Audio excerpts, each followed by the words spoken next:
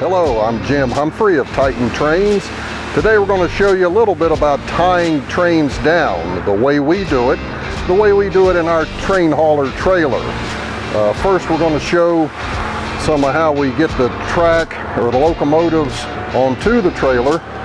Here's a rack from the plant, and which might be similar. You might have something like an unloading ramp or transfer table at the track site you're going to. But basically it's something similar where you're going to have a ramp that goes from the rack to the trailer. And then here we have a board on our trailer that we can scoot around to whatever track that guides the equipment into the track on the trailer. Also, this ramp door, which can hold the weight of locomotive and people, can be raised or lowered the way we have it, or it can be lowered. You'll notice I have straps keeping the ramp from sliding off the trailer, and a strap to keep the ramp from sliding away from the rack or whatever it is that you're unloading onto or from.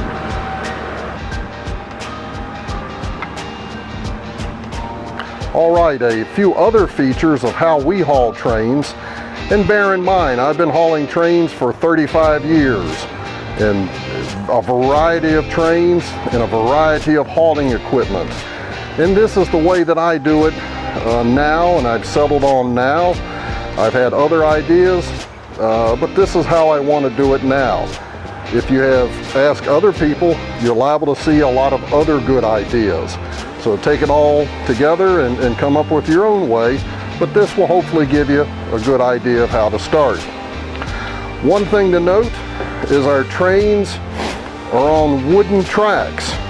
Basically, the flanges are rolling on the plywood with a plywood center that's guiding the inside of the trucks or wheel sets.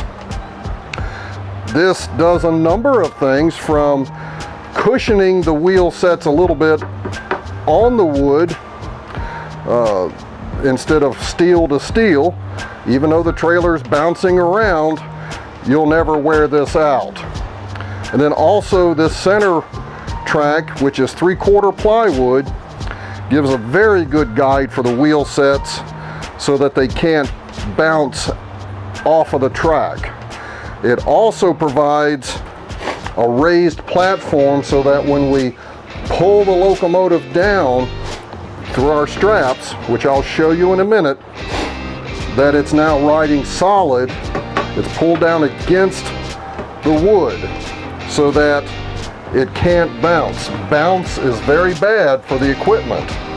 So here the equipment it's very stable. It's going to be moving with the trailer and not bouncing all over the place.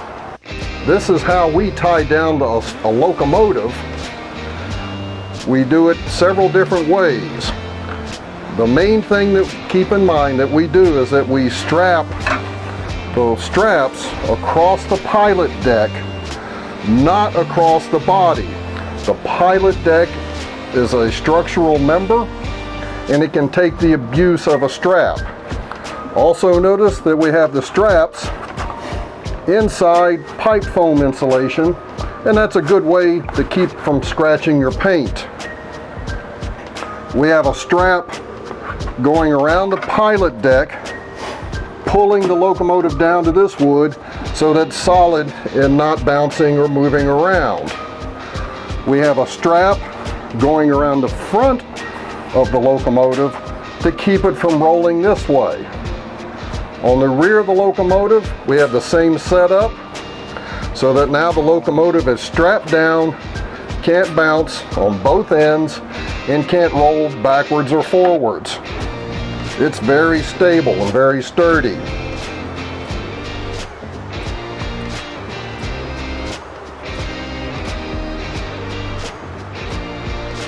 Okay, now we are going to show strapping down a train car.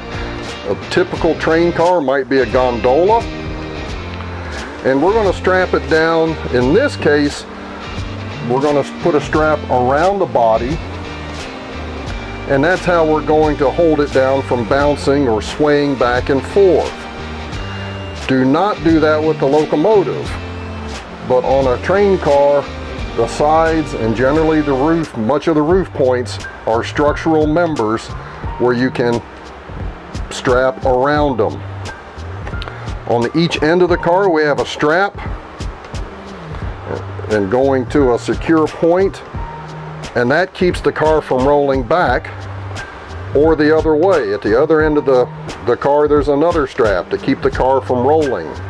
So you want to make sure you're keeping the car from bouncing and from rolling forward and back.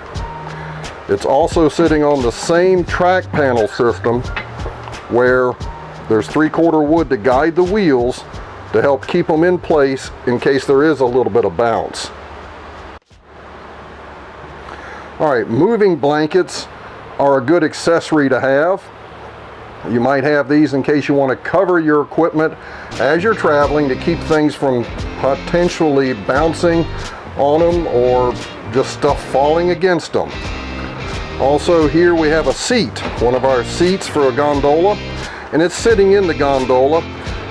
It is safe and secure. It's not going to bounce out, but if this was a painted gondola, I would have secured it so it can't move around and scratch the car.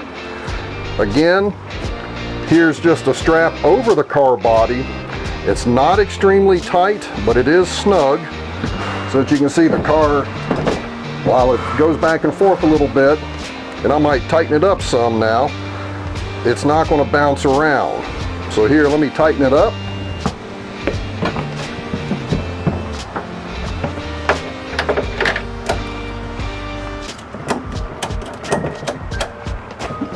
There we go. But the car's not going to bounce around. If it was a painted car, we would have put pipe foam insulation around the strap to keep from scratching or rubbing the paint. Okay, here we're going to show you a stack of train cars. An easy way to transport some of the cars is to stack them, even whether they're painted or unpainted, or with trucks or no trucks. This is a good way to do it.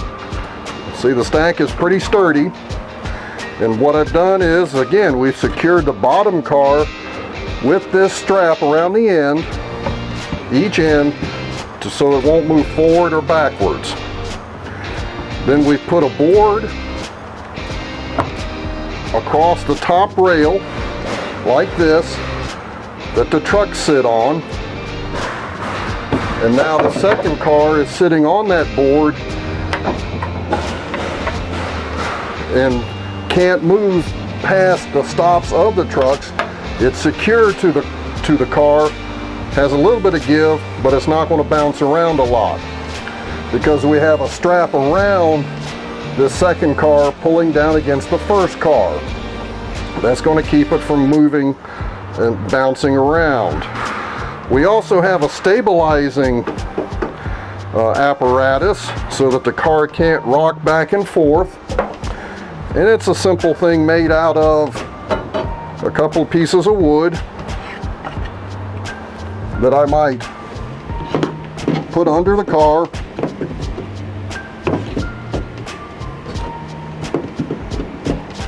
Once I get it under there, since I have it strapped as hard, I'll put that in. That'll keep it from coming out. And that helps keep the car stable from rocking back and forth. And then we've simply done another set of boards and set a caboose on top. And it's on two boards so that the steps aren't rubbing against the the side of the car. You can do this with multiple cars. You could stack hoppers together. You could stack gondolas and flat cars together. You could have a stack of 2 cars like this and a flat car, and then maybe a caboose or a box car. So there are ways to gain stacking and moving equipment without having to have bigger trailers. It does require a little bit of help to stack the equipment, but the cars are such that you can pick them up. 2 people can generally easily pick them up, stack them, and then strap them down. Thank you for watching our presentation on how we strap trains down to the trailer for transporting to track sites or customer sites. If you have any questions, you're welcome to contact me by phone or by email. Best way to find that information is on our website at www.titantrains.net. We welcome you to look at our website and look for information and or to contact us for anything you want to know about the trains, about how to strap them down, or even about the trailer that we haul them in. I'll be glad to talk to you. Thank you.